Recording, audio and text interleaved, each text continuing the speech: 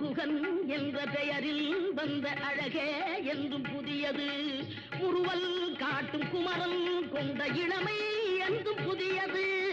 முறுவல் காட்டும் குமரன் கொண்ட இளமை என்றும்